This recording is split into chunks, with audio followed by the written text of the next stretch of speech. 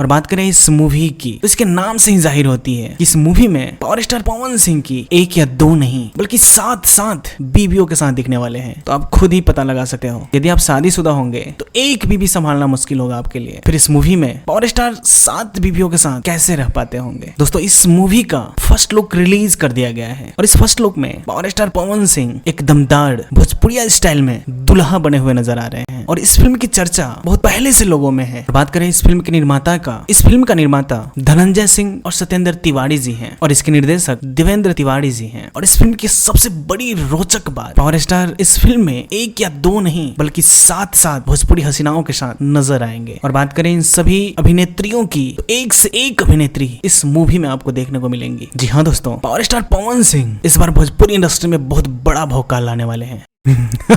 7 मेहरिया गजब का नाम है। जी हाँ दोस्तों, पावर स्टार पवन सिंह अपने बॉलीवुड के गानों से केवल भोजपुरी ही नहीं बल्कि बॉलीवुड में भी गजब का तबाही लाए हैं, लेकिन इसके साथ साथ पावर स्टार अपने मूवी भी एक से बढ़कर एक ला रहे हैं। पावर स्टार की एक गजब की मूवी जिसका नाम है 7 मेहरिया बहुत जल्द ही आप लोगों के बीच रिलीज होने वाली है। तो यदि आप पावर स्टार पवन सिंह के फैन हो या फिर भोजपुरी से कोई ताल्लुक रखते हो तो इस वीडियो के अंत तक बने रहना और अभी तक इस चैनल को सब्सक्राइब नहीं किया तो सब्सक्राइब।